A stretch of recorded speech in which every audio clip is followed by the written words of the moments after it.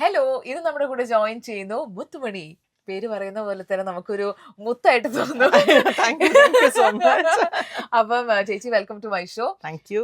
കുറേ ആയിട്ട് നമ്മളിങ്ങനെ പല പല പല റോളുകളിൽ ബിഗ് സ്ക്രീനിൽ കാണുന്നു. അപ്പൊ ഒരുപാട് സന്തോഷം നേരിൽ കാണാൻ സാധിച്ചതിൽ. അപ്പോൾ പറയൂ, മുത്തുമണി എന്ന് പറഞ്ഞ പേര് ഇപ്പൊ തുടങ്ങുമ്പോൾ തന്നെ അതിനെ പറ്റി പറയണല്ലോ. ഭയങ്കര യുണീക്ക് നെയിമാണ്. പക്ഷെ ഈ പേര് വെച്ചിട്ട് എന്തെങ്കിലുമൊക്കെ രസകരമായിട്ടുള്ള സംഭവങ്ങൾ നടന്നിട്ടുണ്ടോ? വീട്ടില് മുത്ത് പൊന്നു, ചേച്ചിയുടെ പേര് പൊന്നുമണി എന്നാണ്. ആ അപ്പൊ മുത്ത് പൊന്നു എന്നൊക്കെ പറഞ്ഞ വീട്ടിലെ പെറ്റ് നെയിമായിട്ട് വിളിച്ചിരുന്നതാണ്. പിന്നെ ഒരു ഫോർമാലിറ്റിയുടെ പേരിൽ എനിക്കൊന്ന് അച്ഛനമ്മമാര് മണി കെട്ടിയതാണ്. പക്ഷെ നമ്മൾ കേരളത്തിന് പുറത്തു പോകുമ്പോഴാണ് ഈ പേര് കൂടുതൽ പ്രശ്നം ഉണ്ടാകുന്നത്. കേരളത്തിൽ അതൊരു ചെല്ലപ്പേര് വലിയൊരാൾക്ക് ഇരിക്കുന്നു എന്നുള്ളത് മാത്രമേ ഉള്ളൂ. അതിനപ്പുറത്തേക്ക് കുഴപ്പങ്ങളൊന്നും ഇല്ല. പക്ഷെ പുറത്ത് പോകുമ്പോൾ പലയിടത്തും അത് ആണുങ്ങൾക്കുള്ള പേരാണ്. നമുക്ക് ഹോട്ടൽ റിസർവേഷൻ വരുമ്പോൾ ചിലപ്പോൾ മുത്തുമണി മെയിൽ എന്ന് പറഞ്ഞിട്ടായിരിക്കും അവർ റിസർവേഷൻ ഇട്ട് വയ്ക്കുക. പ്രത്യേകിച്ച് ഞാൻ നേരത്തെ വർക്ക് ചെയ്യായിരുന്നു, ഒരു I was working with MNC.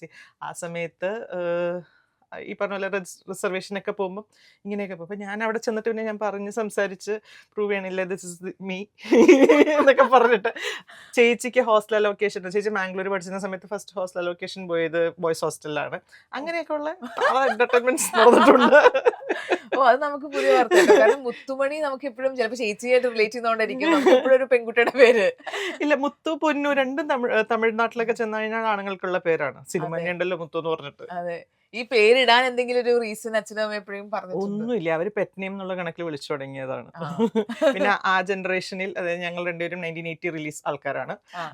അപ്പം 80s ഉണ്ടാവുന്ന കുട്ടികൾക്ക് അങ്ങനെയാണല്ലോ, മൂത്ത കുട്ടിക്കും ഇളയ കുട്ടികൾക്കും ഒരേ പേരിടുക അതെ. എന്നുള്ളത്. രമ്യ, സൗമ്യ, അതെ, ധന്യ, സന്ധ്യ അങ്ങനെയൊക്കെ പറഞ്ഞിട്ടിടുന്ന പോലെ മുത്തുമണി പൊന്നുമണി അങ്ങനെ സെയിം ആയിട്ട് ഇട്ടു എന്നുള്ളതാണ്. അത് എപ്പോഴെങ്കിലും കുട്ടിക്കാലത്ത് എപ്പോഴെങ്കിലും ഓ എനിക്ക് ഈ പേര് വേണ്ട ഞാൻ ഇടയ്ക്കിടയ്ക്ക് പറയാറ് ഞാൻ മാറ്റും മാറ്റും മാറ്റും എന്നുള്ളത്. But by the time I reached 18 മുത്തെന്നുള്ള ഭയങ്കര ട്രെൻഡിങ് ആയി തുടങ്ങി. അതെ. നീ ഒരു മുത്താണെന്നൊക്കെ പറയുന്ന പ്രയോഗം വന്നു തുടങ്ങി. അതെ. അപ്പൊ ആ കൊള്ളാലോ, എങ്ങനെ ഞാൻ റീറ്റെയിൻ ഇനി ഞാൻ ചെയ്യാൻ. മാറ്റുന്നില്ല. ഇപ്പൊ ചേച്ചിയുടെ സിനിമയത്തെ റോളുകൾ നോക്കുമ്പോൾ വളരെ മെച്ചുവേർഡ് ആയിട്ടും, അല്ലെങ്കിൽ എന്താ പറയണ്ടേ, കുറച്ച് ഇങ്ങനെ ഇങ്ങനെ ചീത്ത പറയാ, അല്ലെങ്കിൽ പേടിപ്പിച്ച് നിർത്താം, ഇങ്ങനത്തെ ടൈപ്പ് പറയുന്നതിൽ വിഷയം വിചാരിക്കണ്ട. അങ്ങനെ വരട്ടി നിർത്തുന്ന ടൈപ്പ് റോളുകളാണല്ലോ. അപ്പൊ ശരിക്കും ജീവിതത്തിൽ പക്ഷെ അങ്ങനത്തെ ഒരാളാണോ ചേച്ചി? അറിയില്ല, എന്റെ ചുറ്റുവട്ടത്തുള്ളവരോടാണ് അത് ചോദിക്കേണ്ടത്.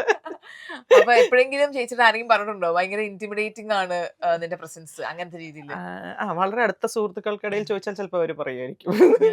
ചില സമയത്ത് മിണ്ടാണ്ടൊക്കെ ഇരുന്ന് കഴിയുമ്പോഴത്തേക്കും എന്തെങ്കിലും ഒന്ന് പറഞ്ഞ്, അപ്പൊ ഞാൻ പറഞ്ഞ എന്തെങ്കിലുമൊക്കെ പറഞ്ഞു അപ്പൊ മൂഡ് കുഴപ്പമൊന്നും ഇല്ല എന്ന് പറയും. അല്ലെങ്കിൽ അവർ വിചാരിക്കും ഞാൻ ദേഷ്യപ്പെട്ടിട്ടിരിക്കുകയാണെന്നുള്ളത്. അപ്പൊ ഇങ്ങനത്തെ റോളുകൾ അടുപ്പിച്ചടുപ്പിച്ച് വരുമ്പം ചേച്ചി ചോദിച്ചിട്ടുണ്ടോ ഇപ്പൊ ഡയറക്ടേഴ്സിന്റെ അടുത്ത്, സ്ക്രിപ്റ്റ് റൈറ്റേഴ്സിന്റെ ഇല്ല, അടുത്തൊക്കെ? എനിക്ക് അങ്ങനെ വലിയൊരു ഓപ്ഷൻ വരുന്നില്ല. നമ്മുടെ മുന്നിലേക്ക് വരുന്ന റോളുകൾ എടുക്കുന്നുണ്ടോ ഇല്ലയോ, അത്രയും മാത്രമേ നമുക്കുള്ള ഓപ്ഷൻ ഉള്ളൂ. അതെ. അല്ലാണ്ട് അതിനപ്പുറത്തേക്ക് നമുക്കൊരു ക്യാരക്ടർ ചോദിക്കാം നടന്നിട്ടില്ല ഇതുവരെ. ഇപ്പൊ നമ്മള് ഈ സിനിമ ഷൂട്ടിങ്ങിന് വേണ്ടി അബ്രോഡ് പോകുന്ന കഥകൾ കേട്ടിട്ടുണ്ട്, സ്റ്റേജ് ഷോസിന് വേണ്ടി പോകുന്ന കേട്ടിട്ടുണ്ട്, നാടകത്തിന് വേണ്ടിയിട്ട് ഒരു ദൂരയാത്ര ചെയ്ത ഒരാളാണ്.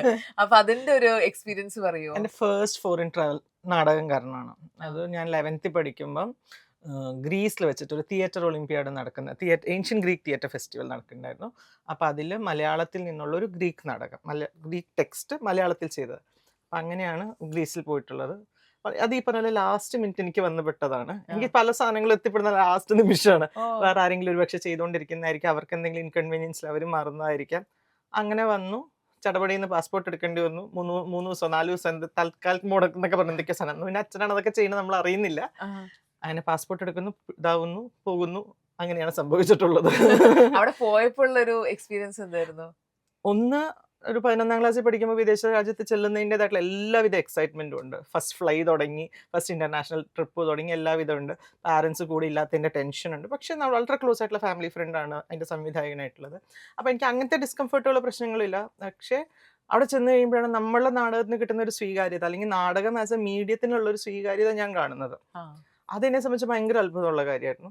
പിന്നെ ആ പെർഫോമൻസ് കഴിഞ്ഞ് കഴിയുമ്പോൾ നമുക്ക് കിട്ടുന്ന ഒരു ലൈവ് റിസെപ്ഷൻ, ഞാൻ എപ്പോഴും ആലോചിക്കും മലയാളത്തിൽ ഇപ്പം നമ്മൾ നാടകം വെച്ചിട്ട് മലയാളം മനസ്സിലാകാത്തവരുടെ മുന്നിൽ അത് എന്തായിരിക്കും ഇങ്ങനെ ആലോചിച്ചുകൊണ്ടിരിക്കുമായിരുന്നു. പക്ഷെ നമുക്ക് ഭയങ്കര വാം റിസെപ്ഷനാണ് കിട്ടിയത്. അപ്പം അതൊക്കെ ഭയങ്കര സന്തോഷം തന്ന് ഇപ്പോഴും ഊർജ്ജം തരുന്ന ഒരു മെമ്മറിയാണ് എന്നെ സംബന്ധിച്ചിടത്തോളം. തീർച്ചയായിട്ടും. ഇപ്പൊ അടുത്ത് ഞാൻ വിജയരാഘവൻ സാറിനെ ഇന്റർവ്യൂ ചെയ്തിരുന്നു. അപ്പം എന്താ പറയാ, സാറ് പറഞ്ഞൊരു സംഭവം ഉണ്ട്, അതായത് നാടകം ചെയ്തത് കൊണ്ട് എനിക്ക് കുറെ ഗുണങ്ങൾ സിനിമയിൽ അഭിനയിക്കുമുണ്ടായിട്ടുണ്ട് എന്ന്. അങ്ങനെ ചേച്ചിക്കും തോന്നിയിട്ടുണ്ടോ? സാറൊക്കെ പറഞ്ഞാൽ ഒത്തിരി പ്ലേ എക്സ്പോഷർ ഉള്ള വ്യക്തിയാണ്. എന്ന് വെച്ചാൽ എൻ പിള്ള സാറിന്റെ കൂടെ അങ്ങനെ ഭയങ്കരമായ എക്സ്പോഷർ. അപ്പൊ അതിനോട് കമ്പയർ ചെയ്യാനേ പറ്റില്ല എന്റെ സെറ്റ് ഓഫ് എക്സ്പോഷർ എന്ന് പറയുന്നത്. കാരണം എന്നെ സംബന്ധിച്ചിടത്തോളം നാടകം എന്ന് പറയുന്നത് അച്ഛനും അമ്മയും അധ്യാപകരായിരുന്നു. അപ്പം അവരെപ്പോഴും എല്ലാ ആർട്ട് ഫോമിലേക്ക് നമുക്ക് എക്സ്പോഷർ തരാൻ ശ്രമിച്ചിട്ടുണ്ട്. അപ്പം നാടകത്തിന് നാടകം, സിനിമകൾ, നല്ല സിനിമകൾ വരുമ്പോൾ അതങ്ങനെ, അല്ലെങ്കിൽ ഗാനം, സംഗീത സദസ്സുകൾ, ഡാൻസ് എല്ലാം നമുക്ക് ഇതിന് എക്സ്പോഷർ തന്നിട്ടുണ്ട്. അതിൽ നിന്ന് നമുക്ക് നാടകം പെർഫോം ചെയ്യാനുള്ള ഒരു അവസരം കിട്ടി തുടങ്ങിയപ്പോൾ നമ്മളെ സംബന്ധിച്ചിടത്തോളം അതൊരു വിഷയം എന്നുള്ള രീതിയിൽ പഠിച്ചിട്ടോ, അല്ലെങ്കിൽ ആദ്യം കോമ്പറ്റീഷൻ നാടകങ്ങൾ തന്നെയാണ് ചെയ്തിട്ടുള്ളത്. മലയാള നാടകം, ഹൈസ്കൂൾ സംസ്ഥാന തലം, അതാണ് നമ്മുടെ ഒരു തുടക്കം. അപ്പൊ അത് കഴിഞ്ഞിട്ടാണ് പിന്നെ ഇതുപോലെ ലോകധർമ്മി ആണെങ്കിലും സെലിബ്രേഷൻസ് എന്ന് പറഞ്ഞൊരു തിയേറ്റർ ഗ്രൂപ്പ് ഉണ്ടായിരുന്നു. അതെല്ലാം ഇവിടെ മറ്റു ജോലികൾ ചെയ്തുകൊണ്ടിരിക്കുന്ന ആൾക്കാർ ഈവനിങ്ങുകളിലോ അല്ലെങ്കിൽ ശനി ഞായർ ദിവസങ്ങളിലോ ഒത്തുകൂടുന്നു, ഒരു നാടകം ചെയ്യുന്നു, പിന്നെ 3-4 സ്റ്റേജ് ചെയ്യുന്നു. അങ്ങനെയുള്ളൊരു ടീമിന്റെ കൂടെയാണ് എപ്പോഴും വർക്ക് ചെയ്തിട്ടുള്ളത്. അപ്പം എന്നെ സംബന്ധിച്ചിടത്തോളം എൻ്റെ എക്സ്പോഷർ സത്യത്തിൽ ലിമിറ്റഡ് ആണ്. ഞാൻ ഇങ്ങനെ ചിൽഡ്രൻസ് തിയേറ്റർ, പക്ഷെ തിയേറ്ററിൽ നിന്നുള്ള ചില ടേക്ക് അവേ പോയിന്റ്സ് എനിക്ക് എപ്പോഴും ലൈഫിൽ വളരെ ഹെൽപ്ഫുൾ ആയിരുന്നു. അതിപ്പോൾ ഞാൻ കോർപ്പറേറ്റ് ട്രെയിനിങ് എടുക്കുന്ന സമയത്താണെങ്കിലും അതെ, പഠനത്തിന്റെ കാര്യത്തിലാണെങ്കിലും അതെ, ഒരു കമ്മ്യൂണിക്കേഷന്റെ കാര്യത്തിലേക്ക് എത്തുമ്പോഴാണെങ്കിലും ഒക്കെ അതെ, yes, it is very helpful. പഠനത്തിന്റെ കാര്യം പറഞ്ഞപ്പോഴാണ് ഗൈസ് നമ്മൾ പറയേണ്ട ഒരു കാര്യമുണ്ട്.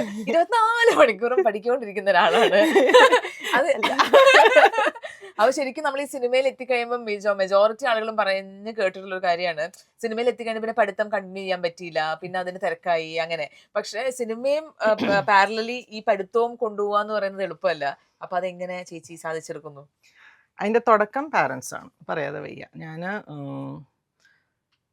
എന്ത് കോകരിക്കുലർ ആക്ടിവിറ്റി ചെയ്യാൻ പോയാലും പരീക്ഷ അല്ലെങ്കിൽ പഠനം, അതിന്റെ റെലവൻസിനെ കുറിച്ച്, അല്ലെങ്കിൽ എന്തിനൊരാൾ പഠിക്കണം എന്നുള്ളതിനെ കുറിച്ച് കൃത്യമായ ധാരണ തന്നിട്ടുള്ളത് അച്ഛനും അമ്മയാണ്. അപ്പം അത് ഇപ്പൊ 10ാം ക്ലാസ്സിൽ മോഡൽ എക്സാമിന്റെ തലേ ദിവസം വരെ ഞങ്ങൾ സ്റ്റേജ് ചെയ്തിട്ടുണ്ട്. അതായത് ഞങ്ങളുടെ സ്കൂളിൽ നിന്ന് ടീമായിട്ട് തന്നെ. ആ വർഷത്തെ സ്റ്റേറ്റ് ഫസ്റ്റ് ആയിരുന്നു ഞങ്ങളുടെ ഡ്രാമ. അപ്പം വിദ്യാഭ്യാസ വകുപ്പിന്റെ എന്ന് തോന്നുന്നു അങ്ങനെ എന്തൊക്കെയോ പ്രോഗ്രാം വന്നപ്പോൾ സ്കൂളിൽ നിന്ന് മൊത്തം ടീമായിട്ട് തന്നെ പോയി ചെയ്തിട്ടുണ്ട്. പിറ്റേ ദിവസം വന്ന് മോഡൽ എക്സാം എഴുതിയിട്ടുണ്ട് ഞങ്ങൾ. അപ്പൊ ഈ ഒരു ഓറിയന്റേഷൻ ആ സമയത്ത് കിട്ടിയിട്ടുള്ളതാണ് സത്യം പറഞ്ഞാൽ. പക്ഷെ പിന്നീട് കല്യാണം കഴിച്ച് വന്ന ഫാമിലി ആണെങ്കിൽ ഇതേപോലെ വളരെ അക്കാഡമിക് ഇൻട്രസ്റ്റ് ഉള്ള സ്ഥലമാണ്. അപ്പം ഞാൻ കല്യാണം കഴിക്കുന്നത് തന്നെ കോഴ്സിന്റെ ഇടയിലാണ്. BLLB ഓണേഴ്സ് ന്യൂആൾസിലാണ് ചെയ്തുകൊണ്ടിരുന്നത്. അപ്പം 3rd ഇയർ വെക്കേഷൻ ആണ് കല്യാണം. കല്യാണം ഇങ്ങനെ പ്ലാൻ ചെയ്ത് നിൽക്കുന്ന സമയത്താണ് പെട്ടെന്ന് ഔട്ട്സൈഡ് ഇന്ത്യയിൽ ഒരു സ്റ്റേറ്റിൽ ഇലക്ഷൻ വരുന്നു. അവിടുത്തെ ഒരു സ്റ്റുഡന്റ് ഞങ്ങളുടെ പഠിക്കുന്നുണ്ട്. അപ്പൊ പുള്ളിക്ക് പോകണം. അപ്പൊ ആദ്യത്തെ എക്സാം ഡേറ്റുകൾ റിവൈസ്ഡ് ആയിട്ട് വരും. നമുക്ക് കല്യാണം കഴിഞ്ഞ് പിറ്റേ ദിവസം എനിക്ക് പരീക്ഷയാണ്. മെയ് 21 കല്യാണം, മെയ് 22 യൂണിവേഴ്സിറ്റി എക്സാം. അപ്പൊ അങ്ങനെ പരീക്ഷ എല്ലാ കാലത്തും കൂടെ ഉണ്ട് എന്നെ സംബന്ധിച്ചിടത്തോളം. അപ്പൊ എനിക്കൊരു പുത്തരില്ല ഇപ്പൊ എന്നെ അതിങ്ങനെ ഒരു ബസ് കൂടെ വരും, ഓക്കെ ആയിട്ട് പോയിക്കോളും എന്നുള്ളൊരു കോൺഫിഡൻസ് ആണ്. പക്ഷെ പഠിക്കുക എന്നുള്ളത് എന്നെ സംബന്ധിച്ചിടത്തോളം ഭയങ്കര സമാധാനവും സന്തോഷം തരുന്ന ഒരു കാര്യമാണ്. ഒരു സാധനം കൂടുതൽ അറിയാൻ പറ്റുക എന്നുള്ളത്. ആരെങ്കിലുമൊക്കെ ബില്ലടയ്ക്കാനാണെങ്കിൽ ഞാൻ കാലാകാലം പഠിക്കാൻ തയ്യാറാണ്. ഇതിപ്പോ അങ്ങനെയല്ലല്ലോ, അഡൽട്ട് ലൈഫിലേക്ക് എത്തുമ്പോൾ മാസം പല പല ബില്ലുകൾ അടയ്ക്കണമല്ലോ. അതുകൊണ്ട് ഞാനൊരു അരുണും അതെ, അരുൺ ഈ പറഞ്ഞ അക്കാഡമിക്സ് ഭയങ്കര ഇഷ്ടമുള്ള ആളാണ്. അരുൺ 3 PG എടുത്തിട്ടുള്ള കഥാപാത്രമാണ്. അപ്പോൾ ഞങ്ങളെ സംബന്ധിച്ചിടത്തോളം ഇത് ഭയങ്കര ഇഷ്ടം, ആസ്വദിച്ച് ചെയ്യുന്ന ഒന്നാണ്. പിന്നെ എനിക്ക് തോന്നിയിട്ടുള്ളത് നമ്മൾ കോളേജൊക്കെ കഴിഞ്ഞ് ഒരു ഘട്ടം കഴിഞ്ഞ് നമ്മുടെ ഇഷ്ടത്തിന് രണ്ടാമത് റീജോയിൻ ചെയ്യുമ്പം കുറെ കൂടെ നമുക്ക് ഇൻട്രസ്റ്റ് ഉണ്ട്. നമ്മളുടെ ഇൻട്രസ്റ്റിൽ പോകുന്നതാണല്ലോ, ആരും പറഞ്ഞു പഠിപ്പിക്കുന്ന പ്രോസസ് അല്ലല്ലോ. അപ്പൊ അങ്ങനെയാണ് പിന്നെ ഒരു ഗ്യാപ്പിന് ശേഷം LLM ചെയ്തത് ക്യുസാറ്റില്. പിന്നെ അവിടെ തന്നെ PhD ചെയ്തത്. PhD കൺഫേർഡ് ആയിട്ടില്ല, സബ്മിറ്റ് ചെയ്തിട്ടുള്ളൂ. അപ്പൊ ഈ ലേണിംഗ് എന്ന് പറയുന്ന സംഭവം ശരിക്കും പറഞ്ഞാൽ ഈ ആക്ടിങ് ആണെങ്കിലും ലേണിംഗ് എത്രമാത്രം സിനിമയിൽ ഓരോ ക്യാരക്ടേഴ്സ് എടുക്കുമ്പോൾ ആയിക്കോട്ടെ, അല്ലെങ്കിൽ അത് സിനിമകളിൽ എത്രമാത്രം ഈ ലേണിംഗ് എന്ന് പറയുന്ന ഒരു പ്രോസസ്സ് ഹെൽപ്പ് ചെയ്യുന്നുണ്ട്? എനിക്ക് ഡയലോഗ് റീകളക്ഷൻ ഹെൽപ്ഫുൾ ആണ് എന്നെ സംബന്ധിച്ചിടത്തോളം, അത് ഭയങ്കരമായിട്ട്. പിന്നെ നമുക്ക് ഈ ലേണിംഗ് കാരണം കിട്ടിയിട്ടുള്ള പല സെറ്റ് ഓഫ് എക്സ്പോഷർ ഉണ്ട്. അതിപ്പോൾ നമ്മളൊരു പേപ്പർ പ്രസൻറ്റേഷന് പോകുന്നിടത്ത് നിന്ന് കിട്ടിയതായിരിക്കാം, അല്ലെങ്കിൽ ഒരു കോൺഫറൻസിന് പോയ സമയത്ത് കിട്ടുന്നതായിരിക്കാം, അല്ലെങ്കിൽ ഇതിൻ്റെ ഭാഗമായിട്ട് നമ്മൾ മറ്റു പലരുമായിട്ടും നമ്മൾ എക്സ്പെക്ട് ചെയ്യാത്ത വോക്ക് ഓഫ് ലൈഫിൽ നിന്നുള്ള ആൾക്കാരുമായിട്ട് ഇൻട്രാക്ട് ചെയ്യാനുള്ള സാഹചര്യം നമുക്ക് കിട്ടുന്നുണ്ട്. അത് ജോലിയിൽ നിന്നും, അതായത് ഞാൻ നേരത്തെ വർക്ക് ചെയ്തിരുന്ന സ്ഥാപനത്തിൽ നിന്നപ്പോഴാണെങ്കിലും അതെ. അപ്പോൾ ഇത്തരത്തിൽ കിട്ടുന്ന എക്സ്പോഷർ നമ്മൾ പോലും അറിയാണ്ട് നമുക്കൊരു എന്താ പറയുക റോ മെറ്റീരിയൽ ആണ്. അതെങ്ങനെയൊക്കെ ബോഡിയിൽ പ്രോസസ്ഡ് ആയിക്കോളും, എപ്പോഴൊക്കെ പുറത്തു വരും എന്നുള്ളതാണ് എനിക്ക് തോന്നിയിട്ടുള്ളത്. അപ്പം എക്സ്പോഷർ ആൻഡ് ലേണിംഗ് കമ്പൈൻഡ് ആയിട്ടാണ് ഞാൻ പറയുക ഹെൽപ്പ് മീ അലോട്ട് എന്നുള്ളത്. യെസ്. ഈ നാടകക്കാരൊക്കെ ഞാൻ എപ്പോഴും ശ്രദ്ധിച്ചിട്ടുണ്ട്, ഈ ഒബ്സർവ് ചെയ്യാന്ന് പറയുന്നത് നിങ്ങളുടെ ബ്ലഡിലുള്ള ഒരു സാധനമാണല്ലോ. നിങ്ങളിപ്പോ ഒരാളിതിപ്പം കോൺഷ്യസ്ലി ചെയ്യുന്നതല്ല എങ്കിൽ കൂടി അപ്പൊ എത്രമാത്രം ഈ ഒബ്സർവേഷൻ ചേച്ചിയുടെ ഒരു ഡേ ടു ഡേ ലൈഫിലുണ്ട്. വളരെ മോശമാണ് എൻ്റെ ഒബ്സർവേഷൻ എന്ന് പറയുന്നത്. ഞാൻ മിണ്ടാണ്ടൊക്കെ ഇരിക്കുമായിരിക്കും, പക്ഷെ ഞാൻ ഡീറ്റെയിൽസ് ഒക്കെ ചില സമയത്ത് മിസ്സായി പോകുന്ന ആളാണ്. ഒരു ജനറിക് ആയിട്ട് ചോദിച്ചു കഴിഞ്ഞാൽ യെസ് യെസ് യെസ് യെസ് എന്ന് പറയുന്നതാണ്. ഇങ്ങനെ ഡീറ്റെയിൽഡ് ഒബ്സർവേഷൻ ഇല്ല. അത് something which I would like to practice and enhance എന്ന ആഗ്രഹമുള്ള ഒന്നാണ് അത്. ഇപ്പൊ നമ്മൾ പൊതുവെ പറഞ്ഞു കേട്ടുള്ള ഒരു സാധനമാണ്, സെയിം ഫീൽഡിൽ നിന്നുള്ള ആളുകൾ കല്യാണം കഴിച്ചു കഴിഞ്ഞാൽ ഭയങ്കര പ്രശ്നമാണ്, ഈഗോ ക്ലാഷ് ആയിരിക്കും. അപ്പൊ ഇതെങ്ങനെ സക്സസ്ഫുൾ ആയിട്ട് നടക്കുന്നു? ആ ഒരു കമന്റിനോട് ചേച്ചിയുടെ റിയാക്ഷൻ എന്താണ്? രണ്ട് റീസൺസ് ആണ്. ഒന്ന്, ഞങ്ങൾ തുടങ്ങുന്ന സമയത്ത് ഞങ്ങൾ രണ്ടുപേരും ഫിലിം ഇൻഡസ്ട്രിയൽ, മീൻസ് ഞങ്ങൾ കല്യാണം കഴിക്കുന്ന സമയത്ത് Arun was working in finance industry, ഞാൻ പഠിക്കുകയാണ്. അത് കഴിഞ്ഞിട്ട് Arun was with radio industry, അപ്പം ഞാൻ ഫിനാൻസ് ഇൻഡസ്ട്രിയിലാണ്. അത് കഴിഞ്ഞിട്ട് ഞങ്ങൾ രണ്ടുപേരും രാജിവെച്ച് കഴിഞ്ഞപ്പോഴത്തേക്കും ഞങ്ങൾ രണ്ടുപേരും പറഞ്ഞ പോലെ ആർട്ട് എന്നുള്ളൊരു ഇൻട്രസ്റ്റിലേക്ക്, ആ ഒരു ഏരിയയിലേക്ക് വന്നു. അരുൺ എന്നേക്കാൾ കൂടുതൽ സിസ്റ്റമാറ്റിക് ആയിട്ടും കൂടുതൽ ഇഷ്ടത്തോടു കൂടിയും ഈ മേഖല തിരഞ്ഞെടുക്കുകയും ഈ മേഖലയിൽ നിൽക്കുകയും ചെയ്യുന്ന വ്യക്തിയാണ്. അപ്പം പിന്നെ ഹെൽത്തി ക്രിറ്റിസിസം അങ്ങോട്ടും ഇങ്ങോട്ടും നമുക്ക് നടക്കും, മറയില്ലാതെ ക്രിറ്റിസിസവും നടക്കും. കാരണം ഒന്നും നമുക്ക് ഹൈഡ് ചെയ്ത് പറയേണ്ട കാര്യമില്ല, once we are partners. So അപ്പോൾ ഒരു സാധനം വർക്ക് നന്നായി എന്നും, എന്നാൽ അതിൻ്റെ അകത്ത് എന്തെങ്കിലുമൊക്കെ പോരായ്മകൾ ഉണ്ടാവും, അത് പറഞ്ഞു തരാനും ആരെങ്കിലും വേണമല്ലോ നമുക്ക്. അപ്പം ദാറ്റ്സ് ഓൾവേസ് ഹെൽപ്ഫുൾ വെൻ നമുക്ക് അങ്ങനത്തെ ഒരു പാർട്ട്ണർ കൂടെ ഉള്ളപ്പം. സോ യെസ്, എന്നെ സംബന്ധിച്ചിടത്തോളം അങ്ങനെ ഒരാളുള്ളത് ഭയങ്കര സപ്പോർട്ടീവ് ആണ്. ഇനി അരുണിനെ സംബന്ധിച്ചിടത്തോളം അരുണിനോട് ചോദിക്കണമെങ്കിൽ എന്റെ ക്രിറ്റിസിസം കൂടുതലാണോ അല്ലെങ്കിൽ എന്റെ സപ്പോർട്ട് കുറവാണോ എന്നുള്ളതൊക്കെ. അപ്പൊ ഈ രണ്ടുപേരും ശരിക്കും ഒരു പ്രൊഫഷൻ വേണ്ടാന്ന് വെച്ച് വേറൊരു പ്രൊഫഷൻ തിരഞ്ഞെടുത്ത ആളുകളാണ്. അപ്പൊ ഇതിന്റെ കൂടെ കിട്ടുന്നതാണ് ഈ അൺസർട്ടനിറ്റി എന്ന് പറയുന്നത്. അതിനെ എങ്ങനെ ടാക്കിൾ ചെയ്യുന്ന ചേച്ചി? അറിയില്ല, ഓരോ ദിവസം ഓരോ മോഡ് എടുക്കുക എന്നുള്ളതാണ്. Uncertainty is A part and parcel of this journey എന്ന് എനിക്ക് തോന്നിയിട്ടുണ്ട്. എൻ്റെ കൂടെ വർക്ക് ചെയ്യുന്ന പലരെ കാണുമ്പോഴും ആണെങ്കിലും, അരുണിൻ്റെ കാര്യമാണെങ്കിലും എൻ്റെ ആണെങ്കിലും, അതല്ലാണ്ട് തന്നെ നമ്മൾ കൂടെ പെർഫോം ചെയ്യുന്ന പലരെയും നോക്കിക്കഴിയുമ്പോൾ it's a part of the journey. അത് ഒരു ഇവൻച്വലി നമ്മൾ മനസ്സിലാക്കും. ആദ്യത്തെ 1-2 വർഷം കഴിയുമ്പോഴത്തേക്കും നമുക്ക് മനസ്സിലാവും ദിസ് ഇസ് ലൈക്ക് ദിസ് എന്നുള്ളത്. പക്ഷെ അങ്ങനെയൊക്കെ ഉള്ള സമയത്ത് നമ്മളെ ഗ്രൗണ്ടഡ് ആയിട്ട് നിർത്തുന്നതിൽ ഈ പറഞ്ഞ കോളേജും അത്തരത്തിലുള്ള ആക്ടിവിറ്റീസും അല്ലെങ്കിൽ നമ്മളെ ഭയങ്കരമായിട്ട് അങ്ങനെ ഗ്രൗണ്ടഡ് ആയിട്ട് ആങ്കേർഡ് ആയിട്ട് നിർത്താൻ ഹെൽപ്ഫുൾ ആണ്. ഇപ്പൊ ചേച്ചി നാടകത്തിൽ നോക്കുകയാണെങ്കിൽ തന്നെ ഉള്ള ഏജിനേക്കാൾ കൂടുതൽ കുറച്ച് മെച്ചുവേർഡ് ആയിട്ടുള്ള റോളുകളാണ് ചെയ്ത് വന്നത്. അപ്പൊ അങ്ങനെ ചെയ്യുമ്പോ എപ്പോഴും അത് ഭയങ്കര പാടല്ലേ? കാരണം നമ്മൾ ആ ഇമോഷൻ എന്താണ്, അയാൾക്ക് എന്തായിരിക്കും ചിന്തിക്കാന്നൊന്നും ഇപ്പം ഈ ചെറിയ കുട്ടിക്ക് ചിന്തിച്ചെത്താൻ പറ്റില്ലല്ലോ. അപ്പൊ അതെങ്ങനെയായിരുന്നു ചേച്ചി മാനേജ് ചെയ്തത്? ഞാൻ 8ാം ക്ലാസ്സിൽ പഠിക്കുമ്പം 9ാം ക്ലാസ്സിൽ പഠിക്കുന്ന ഒരു കുട്ടിയുടെ അമ്മയായിട്ടാണ് ഫസ്റ്റ് നാടകത്തിൽ വരുന്നത്. പിന്നെ 10ാം ക്ലാസ്സിൽ പഠിക്കുമ്പോഴും 10ാം ക്ലാസ്സിൽ പഠിക്കുന്ന ഒരു കഥാപാത്രമാണ്, ആള് 9 പഠിക്കുന്നതാണ്, ആ ക്യാരക്ടറിന്റെ അമ്മയായിട്ടാണ്. അപ്പൊ ഇതൊക്കെ എന്നെ സംബന്ധിച്ചിടത്തോളം അന്ന് നമുക്ക് ഒന്നും തോന്നുന്നില്ല. കൂട്ടത്തിലുള്ള ആൾക്കാരെ നോക്കുമ്പോൾ വലിപ്പമുള്ള ഒരാൾ അമ്മ എന്ന് കാസ്റ്റ് ചെയ്തെന്നുള്ളതിനപ്പുറത്തേക്ക് എനിക്ക് അതിൻ്റെ അകത്ത് തോട്ട് പ്രോസസ്സ് വന്നില്ല. അപ്പം സംസ്ഥാന കലോത്സവത്തിൽ നിൽക്കുന്ന സമയത്ത് സാരി ഉടുത്തിട്ടാണ് ഈ ക്യാരക്ടറിന് നിൽക്കുന്നത്. അപ്പോൾ ടീച്ചേഴ്സൊക്കെ മാറുന്നു ബില്ലടിക്കാൻ സമയം എന്ന് പറഞ്ഞിട്ട് എൻ്റെ ഒരിക്കൽ മാറുന്നു പറഞ്ഞപ്പോൾ ഞാൻ ഒരു സെക്കൻഡ് ഇങ്ങനെ നോക്കുന്നുണ്ട്. അന്നാണ് എനിക്ക് ഫസ്റ്റ് റിയലൈസേഷൻ എന്നെ കണ്ട് അത്ര അങ്ങനെയാണോ തോന്നിയതെന്നുള്ളത്. അപ്പൊ ഞാൻ കൊള്ളാലോ ഐറ്റം എന്ന് വിചാരിച്ചു.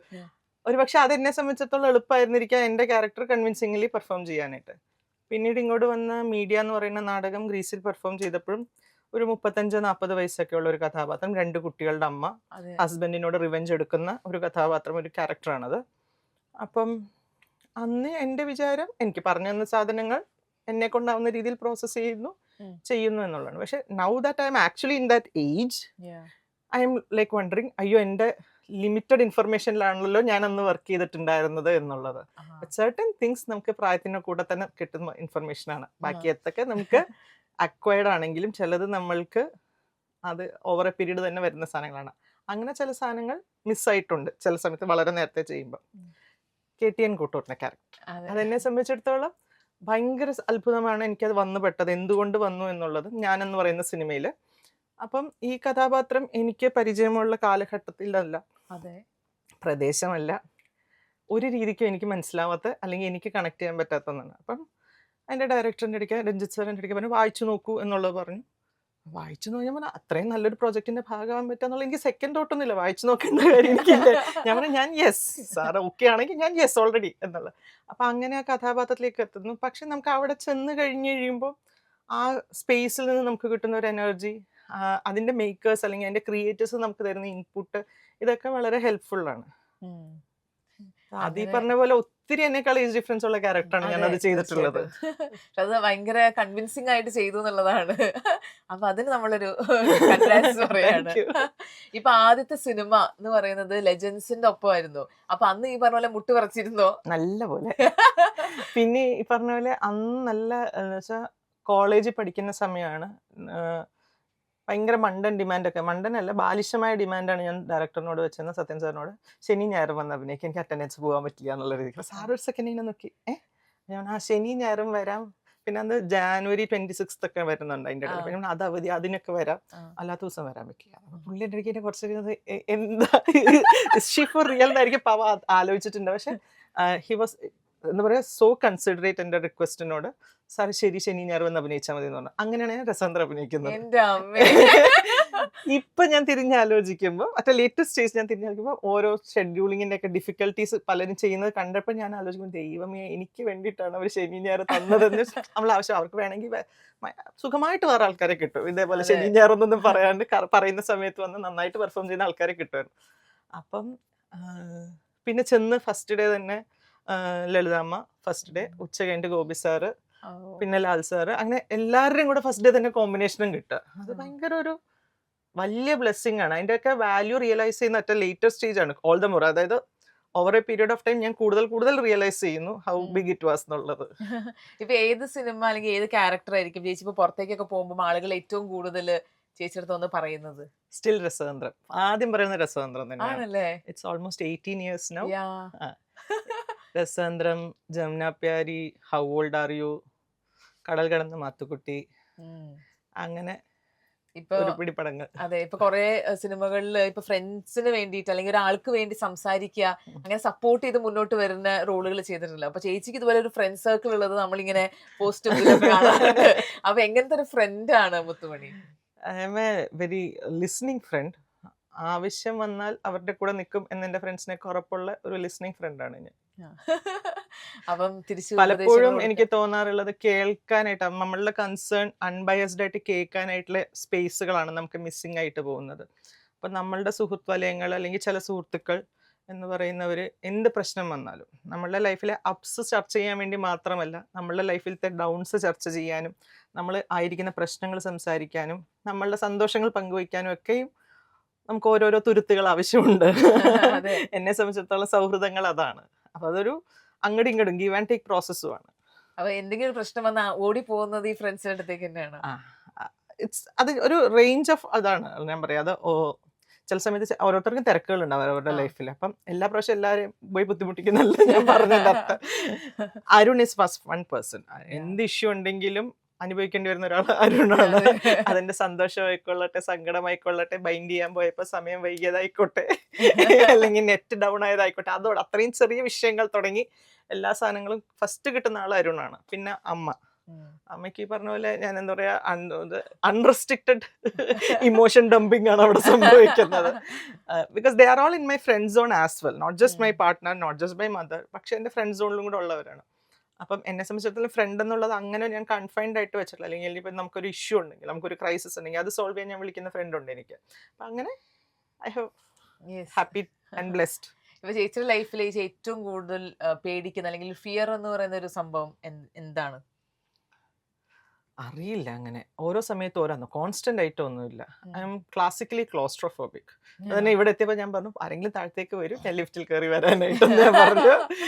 അപ്പം ദാറ്റ് ഈസ് വൺ എന്താ പറയുക, ആദ്യമൊക്കെ എനിക്ക് അച്ഛൻ അതെങ്ങനെ ഞാൻ ഒരാളോട് പറയാന്നുള്ളത്. പിന്നെ ഞാൻ നോക്കിയപ്പോൾ കുറേ പേരുണ്ട് അങ്ങനെ. പിന്നെ ഞാൻ ഒറ്റപ്പെട്ടിരിക്കേണ്ട കാര്യമൊന്നുമില്ല. അതർവൈസ് ഓൾസോ ഫിയർ എന്ന് പറയുന്നത് ഇറ്റ് ഈസ് നോട്ട് കോൺസ്റ്റന്റ്, ഇന്നത് തന്നെ സ്ഥിരമായിട്ടുള്ളൊരു ഭയം എന്നുള്ളത് മാറി മറിഞ്ഞ് പോകുന്ന സാധനങ്ങളേ ഉള്ളൂ. ഏറ്റവും കൂടുതൽ സന്തോഷം തരുന്ന ഒരു കാര്യം എന്താണ്? അതും ഈ പറഞ്ഞ പണ്ട് ഞാൻ പറയുന്ന ഉറക്കം എന്നുള്ളത്. പക്ഷെ ഇപ്പം ഉറക്കം എനിക്ക് അങ്ങനെ, ഉറക്കം ഒരു ലക്ഷറിയാണ്. Especially when I have a toddler, that is a luxury I would say. പണ്ട് അങ്ങനെയൊക്കെ ഞാൻ പറയുന്നത്. പക്ഷെ ഇപ്പൊ അങ്ങനെയല്ല. എനിക്ക് ചില സമയങ്ങളിൽ നമ്മൾ ഇരിക്കുമ്പോൾ പ്രൊഡക്റ്റീവായിട്ട് ചെയ്യണം കാര്യങ്ങൾ എന്ന് ചിന്തിക്കുന്ന ഒരു സമയമുണ്ട്. അതേപോലെ തന്നെ ചില സമയങ്ങളിൽ നമ്മൾ വെറുതെയും ഇരിക്കണം എന്ന് തോന്നുന്ന സമയങ്ങളുണ്ട്. So life is a combination of everything എന്നുള്ള റിയലൈസേഷൻ ഉണ്ട്. ഫുൾ ടൈം നമ്മൾ ഹാപ്പി ആയിട്ട് ഇരിക്കണം എന്നല്ല, ഫുൾ ടൈം എന്താ പറയുക പ്രൊഡക്റ്റീവായിട്ടിരിക്കണം എന്നല്ല, ലൈഫ് എന്ന് പറഞ്ഞാൽ ഇതൊരു കോമ്പിനേഷൻ ആണെന്നുള്ള റിയലൈസേഷനിൽ എത്തി നിൽക്കുന്നുണ്ട്. അപ്പം അതെ. ഇന്നൊരു വിഷയത്തിൽ മാത്രം സന്തോഷം എന്നുള്ളതിനേക്കാൾ അപ്പുറത്ത് പല വിഷയങ്ങളിലും സന്തോഷം വരുന്നുണ്ടെന്നുള്ള ഉം. അർത്ഥമാണ്. ഇപ്പൊ ടോഡ്ലർ പറഞ്ഞപ്പം ഒരു അമ്മയായതിനു ശേഷമുള്ള ഒരു മുത്തുമണി എന്തൊക്കെ വ്യത്യാസങ്ങൾ വന്നു? ആ, എനിക്ക് ഭയങ്കര ആനിമൽസിന് ഭയമുള്ള ഒരാളാണ്. ആ. അതായത് പൂച്ച, നമ്മുടെ ഭയങ്കര ക്ലോസ് ഫ്രണ്ട്സിനൊക്കെ പൂച്ചയൊക്കെ വീട്ടിലുണ്ട്. ഈ ഡോഗ്സ് എനിക്ക് എപ്പോഴും ഭയങ്കര പേടിയുള്ള ആളായിരുന്നു. പക്ഷെ പോസ്റ്റ് ഡെലിവറി അല്ലെങ്കിൽ ഇവനുമായിട്ട് നടക്കാൻ പോകുമ്പോൾ I can show that outside. Yeah. അപ്പം അവിടെ ഞാൻ എന്നൊക്കെ പറഞ്ഞതാണ്. പക്ഷെ one thing I eventually realised that എനിക്ക് ഇങ്ങനത്തെ ഈ ഒരു ഭയം അല്ലെങ്കിൽ ഈ ഒരു സാധനം പതുക്കെ പതുക്കെ മാറി തുടങ്ങിയിട്ടുണ്ട്. Wow. അതാണ് ഭയങ്കര ചേഞ്ച്. ഞാൻ ഒരിക്കലും വിചാരിച്ചിരുന്ന കാര്യമല്ല എനിക്ക് ഇങ്ങനെ ഒരു ചേഞ്ച് സംഭവിക്കുന്നുള്ള. പേടിയുണ്ട്. പണ്ട് 90 ആയിരുന്നു എന്നുണ്ടെങ്കിൽ ഇപ്പൊ അതൊരു 75 അത്രേ ഉള്ളൂ കേട്ടോ വ്യത്യാസം. In A scale of 100. Yeah. But എന്നെ സംബന്ധിച്ചിടത്തോളം അത് വലിയ ഡിഫറൻസാണ്. ഫോർ എക്സാമ്പിൾ ഞാനിപ്പോ ഒരു അനുഗ്രഹീതൻ ആന്റണി എന്ന് പറയുന്ന പടം, അപ്പം അതിന്റെ ഡയറക്ടർ പ്രിൻസ് എന്നെ വിളിച്ചിട്ട് പറഞ്ഞു ഇങ്ങനെ ഒരു സിനിമയാണ്, ഇന്നതാണ് ക്യാരക്ടർ എന്നൊക്കെ പറയുമ്പോൾ സ്ക്രിപ്റ്റ് വായിച്ചു നോക്കൂ എന്നൊക്കെ പറഞ്ഞു. ഞാൻ വായിച്ചിട്ട് എനിക്ക് ഭയങ്കര ഇഷ്ടമായി സിനിമ. എനിക്ക് ഭയങ്കര ഇഷ്ടമായി പ്രിൻസ്. പക്ഷെ എനിക്ക് ഭയങ്കര പേടിയാണ് ഡോഗ്സ്. ഞാൻ വന്നാൽ നിങ്ങൾക്ക് അത് ഭയങ്കര ബുദ്ധിമുട്ടായിരിക്കും ഷൂട്ട് ചെയ്യാനായിട്ട്. ഞാൻ പറഞ്ഞു എനിക്ക് ഭയങ്കര ആഗ്രഹമുണ്ട്, പക്ഷെ എനിക്ക് നോ പറയേണ്ടി വരും, അല്ലെങ്കിൽ നിങ്ങൾക്ക് ബുദ്ധിമുട്ടാവും എന്നുള്ളതാണ് പറഞ്ഞു. അപ്പോൾ പുള്ളിക്കാരൻ പറഞ്ഞു കുഴപ്പമില്ല ചേച്ചി വാ, നമ്മൾ പ്രശ്നം എത്തിച്ച് ഫ്രെയിമിൽ അങ്ങോട്ടും ഇങ്ങോട്ടും ഒക്കെ ആക്കി മാറ്റി വെച്ചിട്ട് ചെയ്യാന്നൊക്കെ പറഞ്ഞു. അപ്പോൾ ഞാൻ യെസ് പറഞ്ഞു, കാരണം എനിക്ക് ചെയ്യണമെന്ന് എന്താണെങ്കിലും ആഗ്രഹമുള്ള ക്യാരക്ടറാണ്.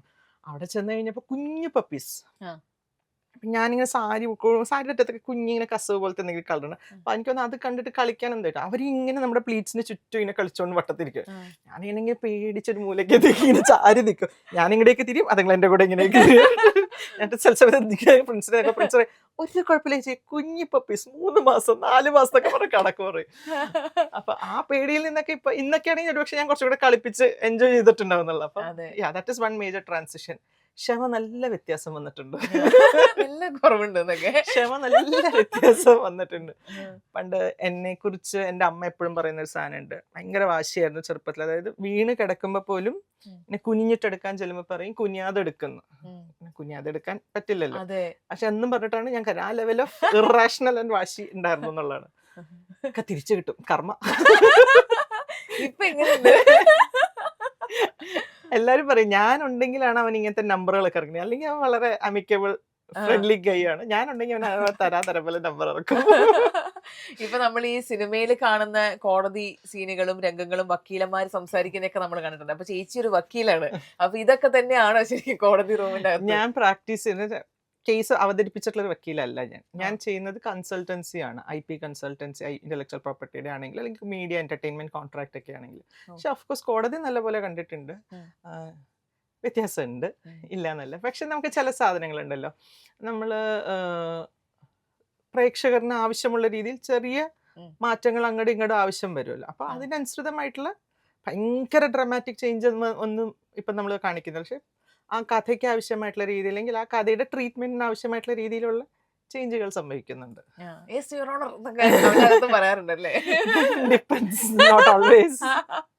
അപ്പം ആ ഒരു പല പല പ്രൊഫഷൻസ് ഇപ്പം ചേച്ചി ട്രൈ ചെയ്തിട്ടുണ്ട്. അപ്പൊ ഏറ്റവും കൂടുതൽ സന്തോഷം തരുന്ന ഒരു ഏരിയ ഏതാണ്? ഞാൻ ആസ്വദിച്ച് ചെയ്യുന്നതാണ് ഇത് മൂന്നും. ഇപ്പം ഈ കൺസൾട്ടൻസി എന്ന് പറയുന്ന സാധനമാണെങ്കിലും കൂടുതലും ഞാൻ ചെയ്യുന്നത് ഫിലിം ഇൻഡസ്ട്രി റിലേറ്റഡ് ആണ്. അപ്പം എന്നെ സംബന്ധിച്ചിടത്തോളം എൻ്റെ ക്ലയൻറ്റ് പറയുന്ന ആവശ്യകത എന്താണ്, അല്ലെങ്കിൽ ഈ കോൺട്രാക്റ്റിൽ എന്ത് എലമെന്റാണ് ക്യാപ്ചർ ചെയ്യേണ്ടതെന്ന് അവർ പറയുമ്പോൾ ഇൻഡസ്ട്രിയുടെ അതർ സൈഡ് ഓഫ് എക്സ്പോഷർ ഉള്ളതുകൊണ്ട് എനിക്ക് ഈസിയാണ് അത് ക്യാപ്ചർ ചെയ്യാനായിട്ട്, അല്ലെങ്കിൽ അത് ഇൻകോപ്പറേറ്റ് ചെയ്യാനായിട്ട്. അപ്പം അതെനിക്ക് ഭയങ്കര ഇഷ്ടമുള്ള കാര്യമാണ്. പഠിക്കുന്നത് ഇഷ്ടമുള്ളതാണ്, പഠിപ്പിക്കുന്നുമുണ്ട്. അപ്പം അതെനിക്ക് ഇഷ്ടമുള്ള ഏരിയ തന്നെയാണ്. പിന്നെ ആക്ടിങ് എൻജോയ് ചെയ്ത് ചെയ്യുന്നതാണ് ഈ 3 കാര്യങ്ങളും. ഇപ്പം എല്ലാ വർഷവും ഇപ്പം ഒരു സിനിമയ്ക്ക് ഒരു സിനിമ എന്ന് പറഞ്ഞ പോലെ കിട്ടുക എന്ന് പറയുന്നത് ഭയങ്കര ഈ ഒരു അൺസർട്ടനിറ്റി ഇരിക്കുന്ന സമയത്ത് ഭയങ്കര പാടാണ്.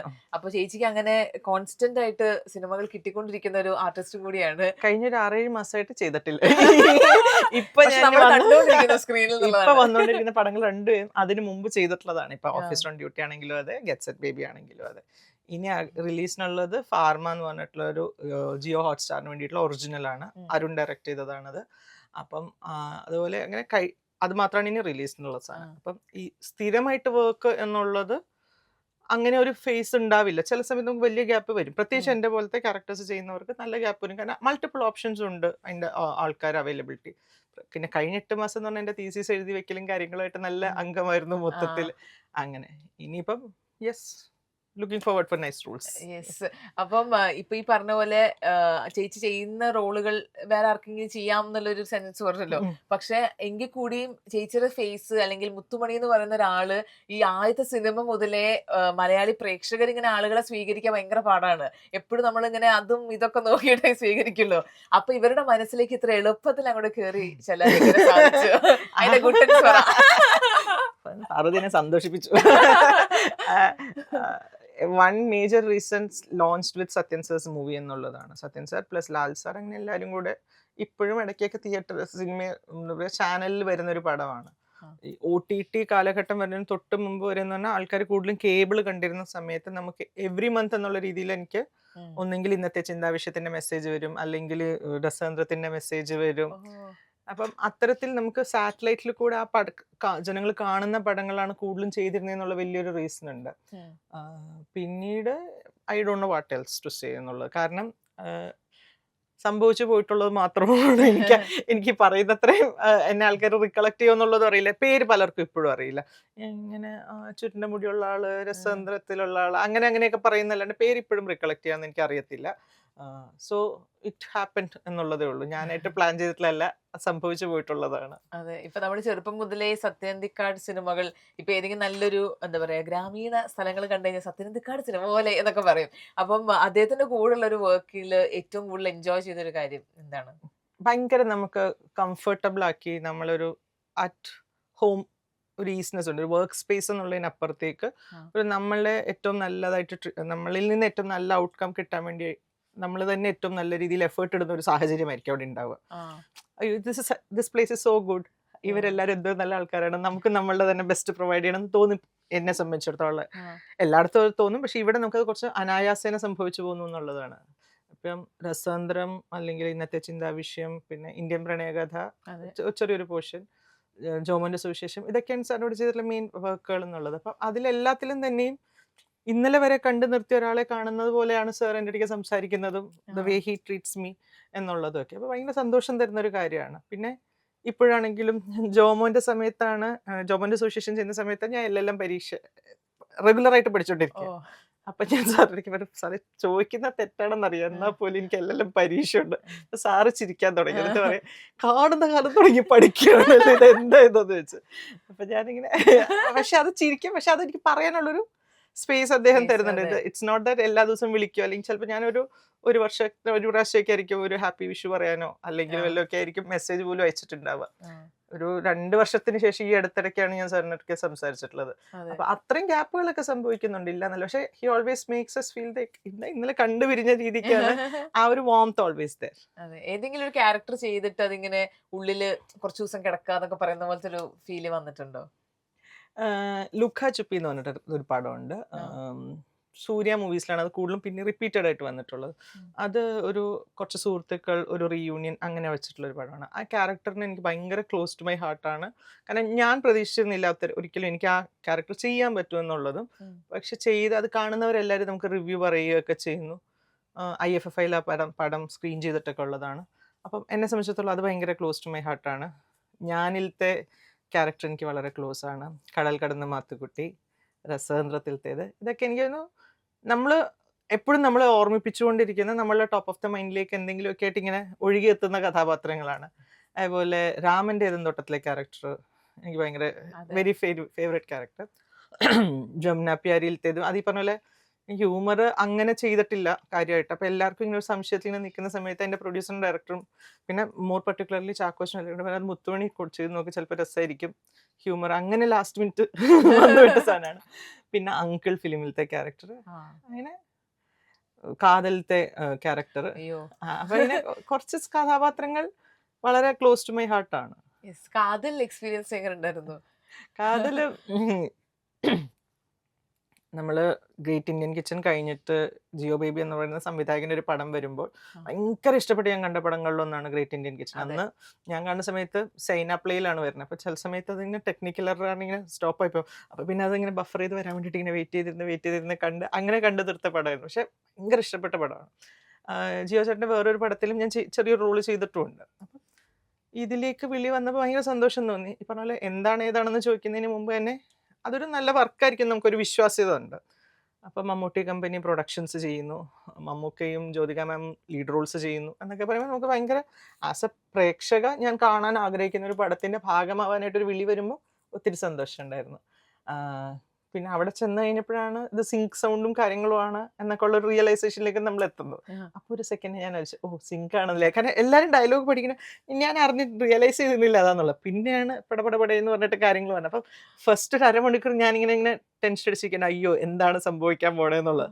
പക്ഷെ ഈ പറഞ്ഞ പോലെ ജിയോ ചേട്ടനാണെങ്കിലും അതേ കൃത്യമായ ക്ലാരിറ്റി ഉണ്ട് എന്താണ് ആർട്ടിസ്റ്റിൽ നിന്ന് വേണ്ടത്, എന്താണ് ആ കഥാപാത്രം ഈ സിനിമയിൽ ചെയ്യേണ്ടതെന്നുള്ളത്. അവരും കറക്റ്റ് ക്ലാരിറ്റിയിലാണ്. അന്ന് ജ്യോതിക മാം ആണെങ്കിലും അതെ നമ്മൾ ഇങ്ങനെ പണ്ടത്തെ പാട്ടുകളൊക്കെ കണ്ടിങ്ങനെ വളരെ ഹായ് എന്ന് പറഞ്ഞിട്ട് നോക്കിയിരുന്ന ആൾ നമ്മുടെ തൊട്ടടുത്ത് ഇങ്ങനെ നിൽക്കുകയും ഭയങ്കര കൂളായിട്ട് സംസാരിക്കുകയും ഭയങ്കര രസമായിട്ടും സെൻസിബിൾ ആയിട്ട് സംസാരിക്കുന്ന ഒരു വ്യക്തിയാണ്. അവരുടെ കൂടെ നിൽക്കുക എന്നൊക്കെ പറയുമ്പോൾ നമുക്ക് ഈ പറയുന്ന ആർട്ടിസ്റ്റിൽ നിന്ന് മാറി നിൽക്കുന്ന I am me as a fan ആ നൈസ് എന്നുള്ള മൊമെന്റ് നിൽക്കുകയാണ് ലൈഫിൽ.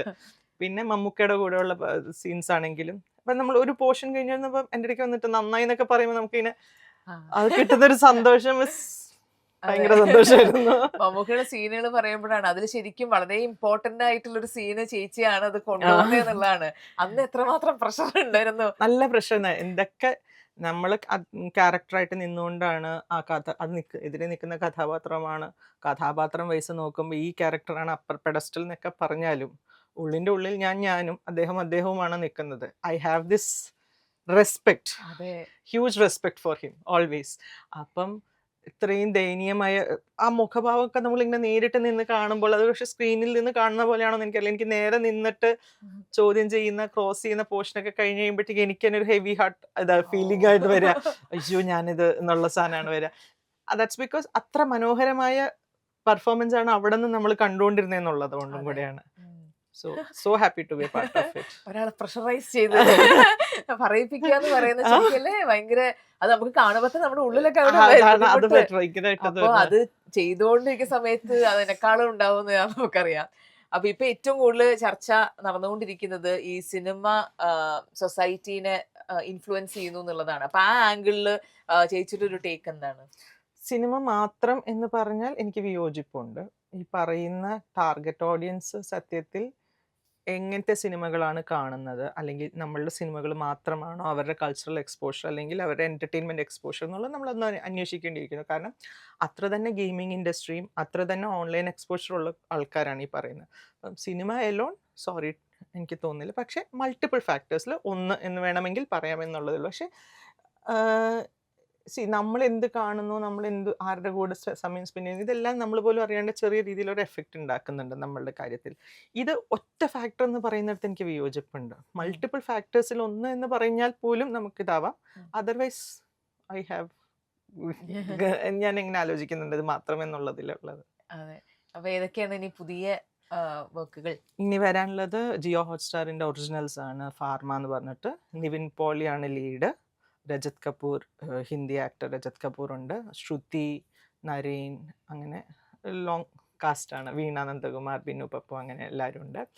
പിന്നെ ഹസ്ബൻഡ് അരുൺ തന്നെയാണ് അതിൻ്റെ ഡയറക്ഷനും റൈറ്റിങ്ങും എല്ലാം. So that is all the more closer to my heart. ഒരു ഡയറക്ടർ വീട്ടിൽ ഒരു ആക്ടറിന്റെ അടുത്ത് എന്തൊക്കെ ടിപ്സുകൾ പറഞ്ഞു തരാറുണ്ടെന്നൊക്കെ? കൂടുതൽ വായിക്കണം എന്ന് എപ്പോഴും അരുൺ പറയും. കാരണം കൂടുതൽ വായിക്കുമ്പോൾ അല്ലെങ്കിൽ കൂടുതൽ സിനിമകൾ കാണണം എന്നുള്ളതിനപ്പുറത്തേക്കും കൂടുതൽ വായിക്കുമ്പം നമ്മളുടെ ഒരു മൈൻഡ് ആപ്ലിക്കേഷൻ വേറെ ലെവലിലും കൂടെ സംഭവിക്കുന്നുണ്ട്. അപ്പം ഓൾവേസ് പറയുന്ന ഒരു കാര്യമാണത്, കൂടുതൽ വായിക്കണം എന്നുള്ളത്.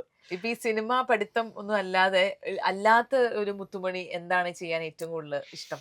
കഴിഞ്ഞ ഒരു 3-4 വർഷമായിട്ട് ബിഞ്ച് വാച്ചിങ് ആണ്. എന്നിട്ട് എനിക്ക് ഒരു 2 ദിവസം കഴിയുമ്പോൾ ഞാൻ തന്നെ ആ സീൻസ്, നമ്മൾ ചില സീരീസ് ഉണ്ട്, ചില ബിഞ്ച് വാച്ച് ചെയ്താൽ നമ്മൾ അതിന്റെ ഡീറ്റെയിൽസ് മിസ് ഔട്ട് ആയി പോകും സത്യം പറഞ്ഞു കഴിഞ്ഞാൽ. ഇപ്പൊ മെന്റലിസ്റ്റ് ഒക്കെ ബാക്ക് ടു ബാക്ക് ഇരുന്ന് കണ്ടെടുത്തു, പക്ഷെ എനിക്കിപ്പോ ഒരു എപ്പിസോഡ് റീകളക്ട് ചെയ്യാൻ പറഞ്ഞാൽ ബുദ്ധിമുട്ടാണ്. നേരെ പക്ഷെ നമ്മൾ സമയമെടുത്ത് പ്രോസസ് ചെയ്ത് കാണുന്ന സാധനങ്ങൾ നമ്മുടെ മനസ്സിൽ നിൽക്കും. So unfortunately it is binge watching. പക്ഷെ I want to come out of it. പിന്നെ അതുപോലെ യാത്രകൾ ഭയങ്കര ഇഷ്ടപ്പെടുന്ന ഒരാളാണല്ലേ? ഭയങ്കര ഇഷ്ടമാണ് യാത്ര. കിട്ടുന്ന ഒരു അവസരവും കളയാറില്ല. ഈ പറഞ്ഞ പോലെ എന്തെങ്കിലുമൊക്കെ സാഹചര്യങ്ങളും അവസരങ്ങളും വന്നാൽ യാത്രയ്ക്ക് എപ്പോഴും എൻ്റെ ഒരു പെട്ട് റെഡി ആയിരിക്കും. അപ്പൊ യാത്ര എന്തൊക്കെ ചേഞ്ചസ് ആണ് ചേച്ചിയിൽ ഉണ്ടാക്കുന്നത്? എനിക്ക് സ്ഥലങ്ങൾ കാണാൻ വളരെ ഇഷ്ടമുള്ള, ഇപ്പൊ ഒരു ഫോർ എക്സാമ്പിൾ എറണാകുളത്തിന്റെ ഒരു വീഡിയോ റീലിൽ കൂടെ കാണുന്നതിനേക്കാൾ ഞാൻ ആസ്വദിക്കുക ഇൻ പേഴ്സൺ വന്നിട്ടായിരിക്കും ഞാൻ ആസ്വദിക്കുന്നുണ്ടാവുക. എനിക്ക് ഏതാണെങ്കിലും സ്ഥലങ്ങൾ അവിടെ ചെന്ന് എനിക്ക് ഫോട്ടോ എടുക്കണമെന്നൊന്നും വലിയ ആഗ്രഹമൊന്നുള്ള ആളൊന്നുമല്ല. ഞാനത് കാണുക ആസ്വദിക്കുക എന്നുള്ളത് മാത്രമാണ് എന്നെ സംബന്ധിച്ചിടത്തോളം ഉള്ളത്. എനിക്ക് അവിടുത്തെ ഫുഡ് എക്സ്പ്ലോർ ചെയ്യാൻ ഇഷ്ടമാണ്, അവിടുത്തെ വെതർ, അതിൻ്റെ വ്യത്യാസങ്ങൾ, അവിടുത്തെ സാധാരണ ആൾക്കാരോട് സംസാരിക്കുമ്പോൾ നമുക്ക് കിട്ടുന്ന കുറേ ഇൻപുട്ട് ഉണ്ട്. ഇപ്പം മാൽഡീവ്സിൽ വെച്ചിട്ട് ക്രിസ്റ്റി എന്ന പടത്തിന്റെ ഷൂട്ടിംഗ് നടക്കുന്ന മാൽഡീവ്സിൽ വെച്ചിട്ടുള്ള പോർഷൻ ഉണ്ട്. അപ്പം മാൽഡീവ്സ് അത്രയും കാലം, പ്രത്യേകിച്ചും ക്രിസ്റ്റിയുടെ ഷൂട്ടിംഗ് നടക്കുന്ന 2022-23 ആ സമയത്ത് എപ്പോഴാണ് പോസ്റ്റ് കോവിഡ് വന്നിട്ടുള്ള മേജർ പടങ്ങൾ അതായിട്ട്. അപ്പം അന്ന് കോവിഡ് കാലഘട്ടത്തിൽ നമ്മൾ കാണുന്ന ഒരു മാൽഡീവ്സ് ഉണ്ട്, എല്ലാവരും ട്രാവൽ ചെയ്യുന്ന, നമ്മൾ ഇൻസ്റ്റയിൽ കാണുന്ന ഒരു മാൽഡീവ്സ് ഉണ്ടല്ലോ, അതിൽ നിന്ന് ഒത്തിരി വ്യത്യസ്തമാണ് അവിടുത്തെ ആക്ച്വൽ മാൽഡീവ്സിലുള്ള ആക്ച്വാലിറ്റി എന്ന് പറയുന്നത്. നമ്മൾ ഈ കാണുന്ന പിക്ചേഴ്സിനപ്പുറത്തേക്ക് how they plan their day, how they plan their month, അല്ലെങ്കിൽ how they plan their year ഒക്കെ ഭയങ്കര ഡിഫറെന്റ് ആണ്. അപ്പം ഇത്തരത്തിൽ ചെന്ന് കഴിയുമ്പോൾ നമുക്ക് കിട്ടുന്ന എക്സ്പോഷർ എന്ന് പറയുന്നത് അത് പീപ്പിൾ ഇന്ററാക്ഷനിൽ കൂടെ കിട്ടുന്നു. പിന്നെ നേച്ചറായിട്ട് നമുക്ക് കാണിച്ചു തരുന്ന ചില ഭംഗിയുള്ള കാര്യങ്ങളുണ്ടാവും. അവിടെ ചെന്നപ്പോൾ ഞങ്ങൾ ഫ്ലൈയിങ് ഫിഷിനെ കണ്ടത് കാർട്ടൂണിൽ കണ്ടിട്ടുണ്ട്. പിന്നെ ഇങ്ങനെ നാഷണൽ ജിയോഗ്രഫിക് ഒന്നും അധികം കാണുന്ന ആളല്ല ഞാൻ. അപ്പൊ ഞാൻ ഇതിനെ കുറിച്ച് കേട്ടിട്ടുണ്ടെന്നുള്ളല്ലാണ്ട് അപ്പൊ ഒരു പർട്ടിക്കുലർ ഷോട്ട് എടുക്കാൻ വേണ്ടി പോയി വന്നപ്പം ഒരു ഓപ്പൺ ബോട്ടിലാണ് പോകുന്നത്. അപ്പൊ ഇങ്ങനെ ഫിഷ് ഇങ്ങനെ പറന്ന് വരുന്നത്, അപ്പൊ നമ്മുടെ ഡെക്കിൽ ഇങ്ങനെ വീഴും. അപ്പൊ ഇവിടെ ഉള്ളവർ അതിങ്ങനെ മാറ്റും. കുഞ്ഞു കുഞ്ഞു പോക്ക്, അങ്ങനെ വലിയ ആനിമേറ്റഡ് ഒന്നല്ല ഞാൻ പറയാം, കുഞ്ഞു കുഞ്ഞു സാധനം അതിങ്ങനെ വരും, അതിങ്ങനെ പോകും, അങ്ങനെയൊക്കെ ഉള്ള. പിന്നെ ഇത് അതെ, ഈ സാധനങ്ങൾ ഒരു പക്ഷെ നമ്മൾ അല്ലാണ്ട് കാണാനുള്ള സാധ്യത ലിമിറ്റഡ് ആണ്. അപ്പം ട്രാവൽ അത് ചെറിയ ഡെസ്റ്റിനേഷനോ വലിയ ഡെസ്റ്റിനേഷനോ എന്നുള്ളതല്ല, ഇത്തരത്തിൽ എന്തെങ്കിലുമൊക്കെ സർപ്രൈസുകൾ നമുക്ക് എപ്പോഴും ഉണ്ടാവും എന്നുള്ളതാണ്. From people and from the nature എന്നുള്ളതാണ്. അപ്പൊ ഞാൻ ഒരു കെങ്കേമി ഒരു ക്യാമ്പയിൻ ചെയ്യുന്നുണ്ട്, വിമൻ എംപവർമെന്റ് ആണ് മെയിൻ. അപ്പം എവ്രി വൺ ഷുഡ് ഏൺ എന്ന് പറയുന്നൊരു ഗോളാണ്. അപ്പം ഒരു കഴിവുള്ള ഒരു ആരെങ്കിലും, ഒരു സ്ത്രീ ആയിക്കോട്ടെ പെൺകുട്ടി ആയിക്കോട്ടെ, അപ്പൊ അവർക്കൊരു ബിസിനസ് സ്റ്റാർട്ട് ചെയ്യാനുള്ള ഒരു ബുദ്ധിമുട്ട്, അങ്ങനെ ആരെങ്കിലും ഒക്കെ എന്റെ സാധനം വാങ്ങിക്കോ എന്നൊക്കെ തോന്നുന്നവർക്ക് അവരുടെ ഒരു പ്രൊഡക്റ്റ് അയച്ചു തന്നാൽ നമ്മൾ ഈ ഒരു സ്പേസ് വെച്ച് നമ്മൾക്ക് അത് ഒരു ഫസ്റ്റ് ഒരു ഏർണിംഗ് എന്നുള്ള രീതിയിൽ ചെയ്യാം എന്നുള്ളത്. അപ്പൊ അതിന്റെ ഭാഗമായിട്ടുള്ള ഒരു സെഷനാണ്. അപ്പം ചേച്ചി ജീവിതത്തിൽ കണ്ടിട്ടുള്ള ഒരു കെങ്കേമി ആരാണ്? കെങ്കേമി ഗ്രാൻഡ് മദർ, എൻ്റെ grandmother, she's no more. 92-ലാണ് അമ്മച്ചി മരിക്കുന്നത്. അപ്പം അമ്മച്ചിയുടെ ലൈഫ് എന്ന് പറഞ്ഞു കഴിഞ്ഞാൽ എൻ്റെ അമ്മയൊക്കെ പറഞ്ഞിട്ടാണ് ഞാൻ കൂടുതൽ കേട്ടിട്ടുള്ളത്. അതായത് അമ്മച്ചി പപ്പ വാസ് ഇൻ നേവി. അപ്പൊ അമ്മച്ചി വീട്ടിൽ പകൽ സമയം ഒറ്റയ്ക്കായിരിക്കും ഉണ്ടാവുക. പക്ഷെ അമ്മച്ചിക്ക് റെസ്പോൺസിബിലിറ്റീസ് ഭയങ്കര ഹ്യൂജ് ആണ്. പപ്പ ചെയ്യേണ്ടതായിട്ടുള്ള കാര്യങ്ങൾ ഉൾപ്പെടെയുള്ള റെസ്പോൺസിബിലിറ്റീസ് അമ്മച്ചിക്കുണ്ട്. അമ്മച്ചിയുടെ 3 മക്കൾ പ്ലസ് സിബ്ലിങ്സ്, മറ്റേ കസിൻസ് ആയിട്ടുള്ള കുറച്ച് കുട്ടികൾ അവിടെ താമസിക്കുന്നുണ്ട്. ഇവരെല്ലാവരും അമ്മ പറയും ഇങ്ങനെ 8 ചോറും പാത്രം നിരത്തി വെച്ചിട്ട് അമ്മച്ചി പാക്ക് ചെയ്യാന്ന് രാവിലെ ഈ കുട്ടികളെയൊക്കെ സ്കൂളിൽ വിടാനായിട്ട്. അതിൻ്റെ ഏറ്റവും അമ്മച്ചിയുടെ പാത്രം ഉണ്ടാകും. കാരണം she was a teacher herself. ഇത് ഇത്രയും ചെയ്ത് വെച്ചിട്ട് she use to walk like 3 kilometers എന്തോ നടന്നു പോയി ക്ലാസ് എടുത്ത് തിരിച്ചു വന്ന് അങ്ങനെയൊക്കെ ചെയ്തിരുന്ന ആളാണ് അമ്മച്ചി. അലോങ് വിത്ത് ദാറ്റ് അമ്മച്ചി the way she use to read Mahabharata, Aesop fables, Panchatantra, almost എല്ലാ ഇന്റർനാഷണൽ ലിറ്ററേച്ചർ നമ്മൾ പറയുന്നതൊക്കെ അമ്മച്ചി വായിക്കുകയും ചെയ്യും. അമ്മച്ചി ഏറ്റവും ബ്യൂട്ടിഫുൾ ആൻഡ് സിംപ്ലിഫൈഡ് വേർഷനിൽ നമുക്ക് ഇന്റർപ്രറ്റ് ചെയ്ത് തരും. ഇപ്പം നമ്മളൊരു കഥ പറയുമ്പോൾ അമ്മച്ചി അതിൻ്റെ അകത്ത് വാല്യൂ പോയിന്റ് ടേക്ക് അവേഴ്സാ പറയുക. അപ്പൊ ഞാനിപ്പോൾ ചില സമയത്ത് സ്റ്റോറി ടെല്ലിംഗ് സെഷൻസ് കുട്ടികൾക്ക് എടുക്കാൻ പോകുമ്പോഴൊക്കെ ഞാൻ ആലോചിക്കും somewhere it all started from there. It came to അമ്മ. അമ്മ ഭയങ്കര രസമായിട്ട് കഥ പറഞ്ഞിരുന്ന ആളാണ്.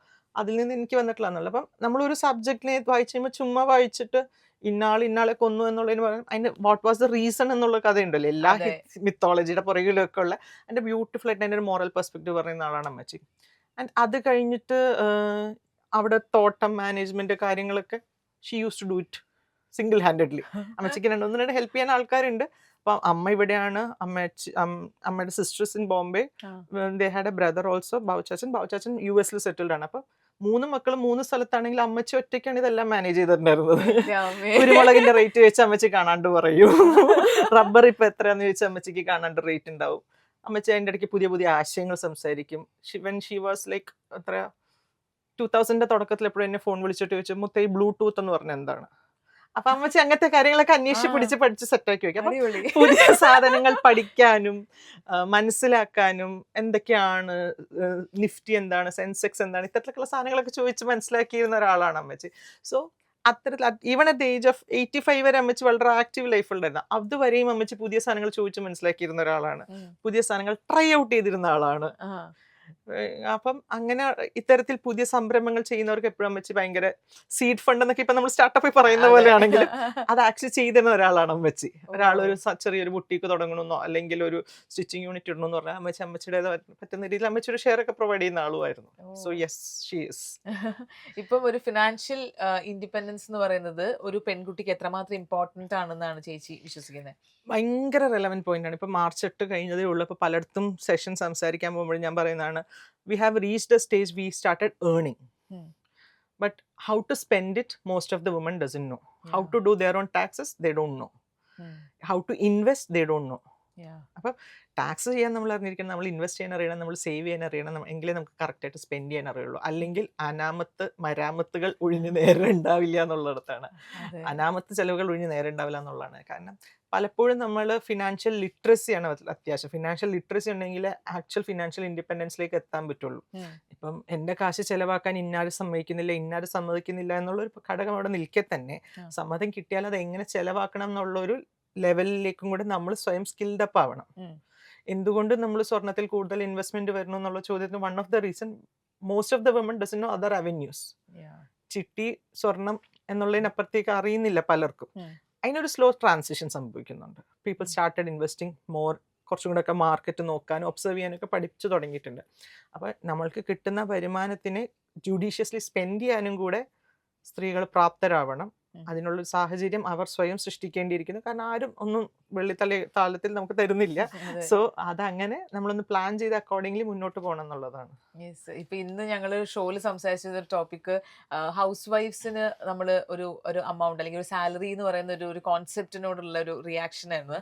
അപ്പം ചേച്ചിക്ക് എന്താ തോന്നുന്നത്, വീട്ടമ്മമാർക്ക് അങ്ങനത്തെ ഒരു സംഭവം വേണോ? ക്വാണ്ടിഫൈഡ് ആക്കണ്ടേ? തീർച്ചയായിട്ടും വേണമെങ്കിൽ ക്വാണ്ടിഫൈഡ് ആക്കാവുന്നതാണ്. കാരണം the kind of effort A person puts in into an institution. Family is an institution. ആ ഇൻസ്റ്റിറ്റ്യൂഷനിൽ ഓരോരുത്തരുടെ കോൺട്രിബ്യൂഷന് വാല്യൂ ഉണ്ടായിരിക്കണം. അതിൽ യാതൊരു സംശയം അകത്തില്ല. They should be provided with. അല്ലെങ്കിൽ നമ്മൾ പല റിക്വയർമെന്റ്സിനും നീഡ്സിനും അവർ ഡിപ്പെൻഡൻ്റ് ആവും. The moment we are depended, നമ്മളുടെ ഐഡിയ എക്സ്പ്രഷനൊക്കെ ഭയങ്കര വേറെ thought പ്രോസസ്സിലേക്കായിരിക്കും പോകുന്നുണ്ടാവുക.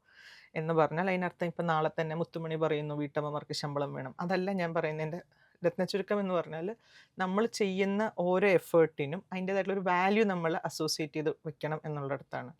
So yes, I totally agree to the point you said. എപ്പോഴെങ്കിലും ചേച്ചിക്ക് ഇന്ന കാര്യങ്ങളൊക്കെ ഈ ഗേൾസിന് എസ്പെഷ്യലി സ്കൂൾ മുതലേ പഠിപ്പിച്ചിരുന്നെങ്കിൽ അങ്ങനെ ഏതെങ്കിലും ഒരു കാര്യം, അങ്ങനെ എന്തെങ്കിലും ഒരു സംഭവം എപ്പോഴെങ്കിലും തോന്നിയിട്ടുണ്ടോ? എനിക്ക് ബേസിക് ലൈഫ് സ്കിൽ, അത് പെൺകുട്ടികളെന്ന് മാത്രമല്ല ഇൻ ജനറൽ എനിക്ക് തോന്നിയിട്ടുള്ളതാണ്. ബേസിക് ലൈഫ് സ്കിൽസ് ചെറുപ്പം തുടങ്ങിയ പ്രൊവൈഡ് ചെയ്യണം. അപ്പം for a very long time vacation class സമയത്ത് we used to conduct life skill workshops for kids. പല കുട്ടികളും അതിൽ വരുമ്പോൾ നമുക്കറിയാം അവർക്ക് തന്നെ ബസ്സിൽ പോകാൻ പരിചയമില്ല. I am talking about high school kids. അവർക്ക് അറിയേണ്ടതാണ് പബ്ലിക് ട്രാൻസ്പോർട്ട് യൂസ് ചെയ്യാൻ, അല്ലെങ്കിൽ ഒരു കത്ത് ഡ്രാഫ്റ്റ് ചെയ്യുക, അല്ലെങ്കിൽ ഒരു കത്ത് അയക്കുക. ഇത്തരത്തിലുള്ള സാധനങ്ങൾ ലിമിറ്റഡ് ആയിരുന്നു. അത് ചെറിയ എക്സാമ്പിൾ ഞാൻ പറയാം. പിന്നെ ഒരിക്കലും വിമൻസ് എംപവർമെന്റ് എന്ന് പറഞ്ഞിട്ടുള്ള സെഷൻസ് സ്ത്രീകൾക്ക് മാത്രമായിട്ട് വെക്കരുത്. It should be for a mixed crowd. ഇപ്പം ഈ പറയുന്ന സോ കോൾഡ് ഫിനാൻഷ്യൽ ഇൻഡിപെൻഡൻസ് എന്ന് പറയുന്നിടത്ത് അതൊരു പക്ഷേ ആ ഇൻഡിപെൻഡൻസ് ഹിൻഡർ ചെയ്യുന്നത് മെയിൽ കൗണ്ടർ പാർട്ടോ അല്ലെങ്കിൽ മറ്റൊരാളോ ആണ് എന്നുണ്ടെങ്കിൽ അവരും അറിയണം ഇവർ ഇൻഡിപെൻഡൻ്റ് ആവേണ്ട ആവശ്യകതയെക്കുറിച്ചിട്ട്. അല്ലാണ്ട് ഈ മാർച്ച് 8 എന്ന് പറഞ്ഞിട്ട് സ്ത്രീകളെ മാത്രം പിടിച്ചിരുത്തി ക്ലാസ് എടുക്കുന്ന process is really bad. It should B everyone should be A part of it. ചേച്ചി എപ്പോഴും എല്ലാ കാര്യങ്ങളും സംസാരിക്കുന്ന സമയത്ത് ഭയങ്കര ക്ലാരിറ്റിയാണ്. ഞാൻ വെച്ചാൽ ഇങ്ങനെ നമുക്ക് ഒരു കൺഫ്യൂസ്ഡ് ആയിട്ടുള്ള ഒരു മൈൻഡ് ഉണ്ടെന്നോ, അല്ലെങ്കിൽ നമുക്ക് അതിൽ എനിക്ക് അങ്ങനെ തോന്നണേ എന്നുള്ള സെന്റൻസ് ഒന്നും ചേച്ചിയുടെ സെന്റൻസിലേ ഇല്ല. അങ്ങനെ ഇങ്ങനെ ഇത്ര ക്ലാരിറ്റി ഞാൻ അരുൺ കേൾക്കണം, ഇത് ഞാൻ റെക്കോർഡ് ചെയ്തിട്ട് അരുണിനെ കൊണ്ട് കേൾപ്പിക്കണം.